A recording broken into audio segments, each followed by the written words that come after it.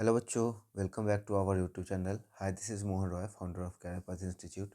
आप सभी का हमारे यूट्यूब चैनल पर स्वागत है। आज हम लोग डिस्कस करने वाले हैं 28 मार्च का जो हम लोग का चेतना सत्र का कंटेंट है उसे। तो सबसे पहले हम लोगों को यहाँ से इसको पीडीएफ में कन्वर्ट करना पड़ेगा, ठीक है। तो पहले क्योंकि मैंने ये करा नहीं था आज, तो ये आ चुका है, देख सकते हैं आप यहाँ पर। और थोड़ा सा इसका पेन कम है, कलर बदल लूँ ताकि ये दिखे आपको। चलिए, आप यहाँ पे डेट देख सकते हैं, 28 मार्च का यहाँ पे डेट है मेंशन। और आज का दिन से शुरू करते हैं। साइना नेहवाल एक ऐसी शटलर है, बैडमिंटन खिलाड़ी है ये, जिन्होंने कई कीर्तिमान रचे। वह भारत की पहली महिला बैडमिंटन खिलाड़ी है जिन्होंने ओलंपिक में कांस्य पदक जीता। वहीं 2015 में आज के ही दिन वह बैडमिंटन में चीनी दबदबे को खत्म कर दुनिया के नंबर 1 शटलर बनी थी। नेताजी सुभाष चंद्र बोस को 2 जुलाई 1940 को हॉलवेट मूवमेंट के बाद गिरफ्तार कर लिया गया था। प्रेसिडेंसी जेल में उन्होंने आमरण अनशन किया, जिससे उनकी तबीयत खराब हो गई थी। वे एक बीमा एजेंट जियाउद्दीन के वेश में बाहर निकल गए और कोलकाता से जापान होते हुए 28 मार्च 1941 को बर्लिन पहुंच गए थे। उसके बाद आज का विचार है, प्रकृति हमारी माँ है और हम उसकी संतान, इसका सम्मान करना हमारा धर्म है, महात्मा गांधी ने कहा। प्रकृति की सुंदरता को शब्दों में नहीं केवल महसूस करके समझा जा सकता है, रविन्द्रनाथ टैगोर ने कहा। समान ज्ञान का बात करें तो यहाँ पे है, बिहार का राजकीय पक्षी कौन है? गौरैया। भारत में वोट देने की न्यूनतम आयु क्या है? 18 वर्ष। भारत के किस राज्य में मानस राष्ट्रीय उद्यान स्थित है? असम। इम्पोर्टेंट हो जाएगा आपके लिए। दुनिया की सबसे बड़ी ताजे पानी का झील कौन सी है? सुपीरियर झील। ठीक है, आपके लिए वर्क रहेगा ढूंढने के लिए कहाँ पे ये अवस्थित है। ठीक है, गौतम बुद्ध ने अपना पहला उपदेश कहाँ दिया था? सारनाथ में दिया था। उसके बाद रीजनिंग है, ठीक है, इसे आप कर लीजिएगा, रीजनिंग रिपीटेड ही रहता है। इंग्लिश के कुछ वर्ड है जिसे आप देख लें, ठीक है। यहाँ पे इंग्लिश के वर्ड्स है, टीच का लर्न, इंटर का एग्जिट, सक्सेस का फेलियर, प्रॉफिट का लॉस, विक्ट्री का डिफीट, यूनिटी का डाइवर्सिटी। दिन का दिन, दिन का मतलब दिवस, दिन मतलब गरीब, अन्न मतलब अनाज, अन्न मतलब दूसरा, पवन मतलब हवा, पावन मतलब पवित्र, प्रसाद मतलब कृपा भोग, प्रसाद मतलब महल, वदन मतलब मुख, बदन मतलब शरीर। आज का प्रेरक प्रसंग है जो हम लोग देखेंगे यहाँ। 19वीं सदी के अंत में जब पूरी दुनिया रेडियो तरंगे पर शोध कर रही थी, तब जगदीश चंद्र बोस ने कोलकाता में प्रेसिडेंसी कॉलेज की एक छोटी सी लैब में बिना किसी आधुनिक उपकरण के वायरलेस टेलीग्राफ का प्रदर्शन किया था।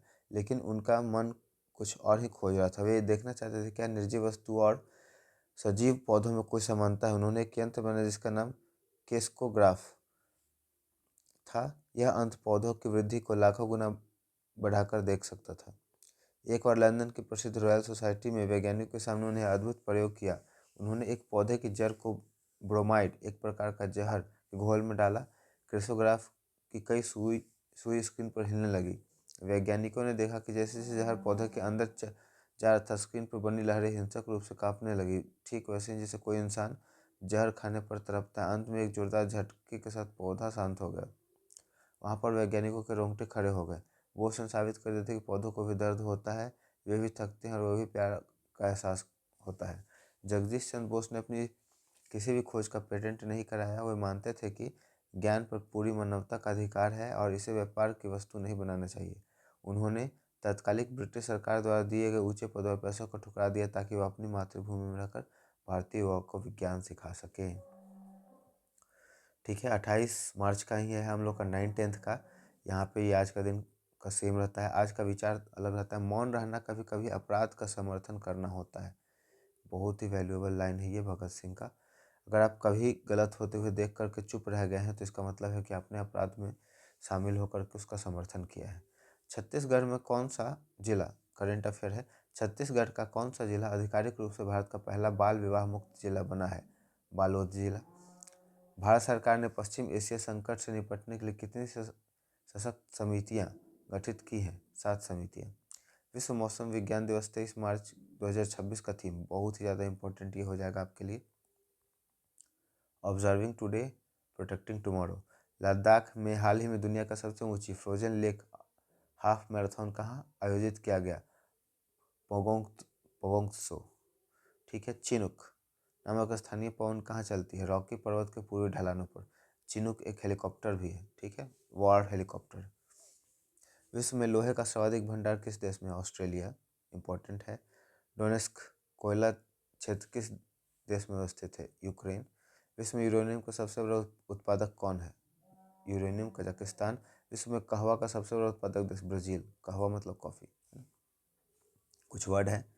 उत्तर जीविता, जीवित रहने की अवस्था या संघर्ष। अधिग्रहित, जिसे अधिकार में ले लिया गया हो। अप्रतिहित, जिसे कोई रोक न सके। नियोजित, जिसे योजना बनाकर किया गया हो। क्षेत्राधिकार, कार्य करने की निश्चित सीमा। अधिसूचना, सरकारी स्तर पर दी जाने वाली सूचना। ब्रेस अप, साहस जुटाना। ब्रेक आउट, अचानक फैलना। ब्रिंग अबाउट, किसी परिवर्तन का कारण बनना। कॉल अप, याद करना। क्लियर अप, मौसम को साफ होना।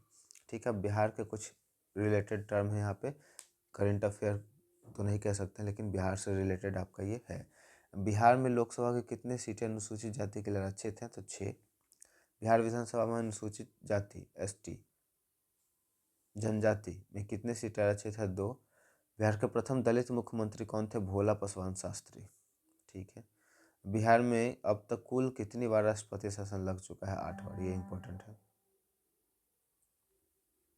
उसका रीजनिंग है।